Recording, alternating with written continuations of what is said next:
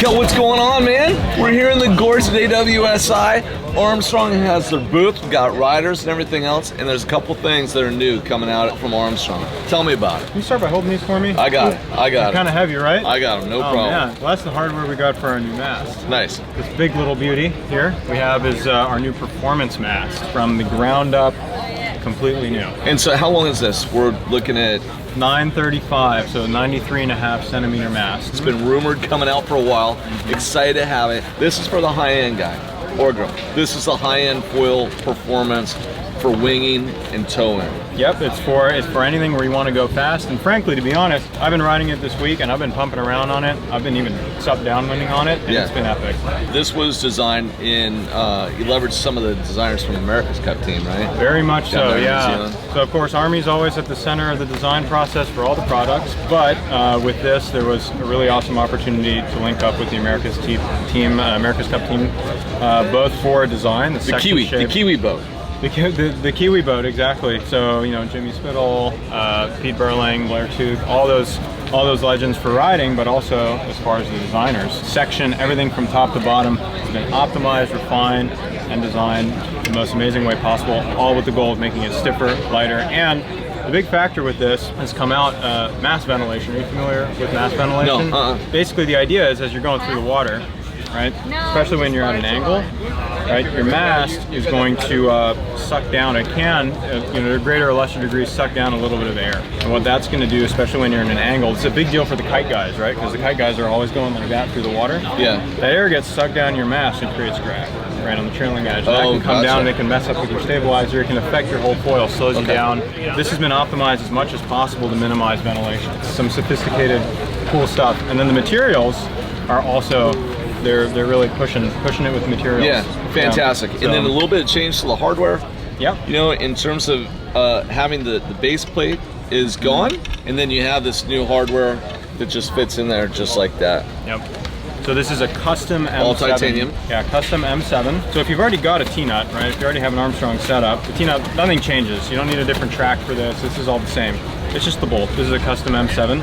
Comes in and just gives it a little bit more, it's a little smoother, right? A little bit reduced drag, right? Because now you've only got this little bit. Here, that's flush. Gotcha. Lighter, a little bit stronger. Awesome. Now, can I get a drum roll, please? It's been rumored. It's been talked about. We tested it up in Lake Washington. It's finally here. The new board, the WKT. Long awaited. In this thing, I gotta tell you, the testing that we did, this thing is awesome.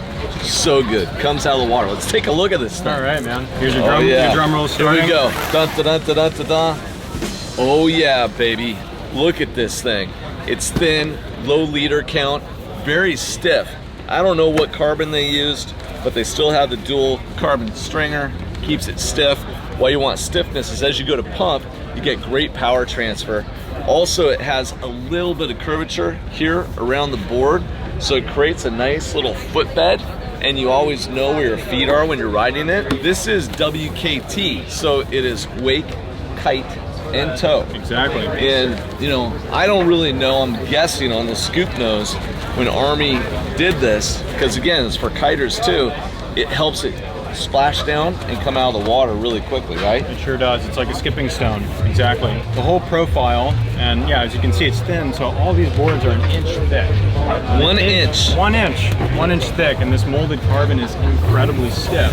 So when you're riding it, of course, the closer you are to your foil, the more reactive, the more experience you're having on the foil, and less of it's getting lost in the board. Yeah, and we see that in the wing sup boards, where it's almost like the air got sucked down and brought our feet closer to the foil, which was great. I really enjoyed that.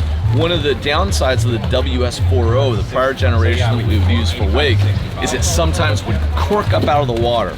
And so as a rider would come up, that pressure, it would really go up. So you had to really be an intermediate rider to be able to handle that launch. This thing, we tested it with riders of all capabilities, and it was unbelievable how smoothly this thing comes up out of the water. This board right here, in my estimation, I'm not just saying this because I'm sitting here next to Kel, this board I think is going to revolutionize wake foiling, making it easier and more accessible for different people. Now for kite, I don't know. I haven't kited it.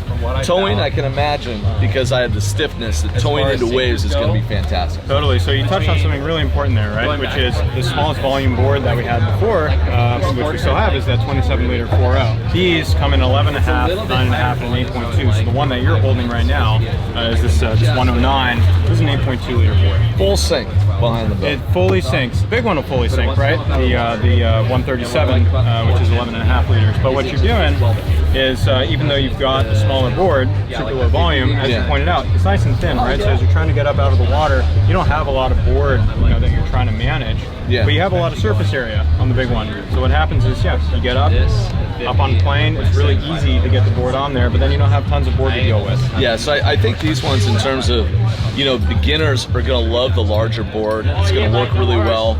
Guys who already know how to foil, women who know how to foil and want to get after it, this small one is going to be awesome. And Kel, do I get to take this one home with me? Is this one mine? I might have to call Army on that one.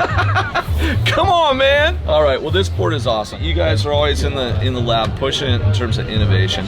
There's a rumor that there's been a couple prototypes for a downwind specific paddle. Oh, dude, it's monster. Now, one of the riders did pretty well in the competition down here on that. Do we have any timeline for when that might show itself? Well, when they're perfect, they'll be there. And they're getting close. They're getting close. All right. Yeah. So when they're perfect, and I got to tell you, this board took a little bit longer than expected. There were manufacturing just delays with COVID. Everybody has experienced them, but also because Army was in the lab trying to get this board to be just right. And I got to tell you, again, not because I'm standing next to you, because I've ridden it, you actually got it just right. As soon as we get the small one, we'll do a riding review up in Seattle behind the boat.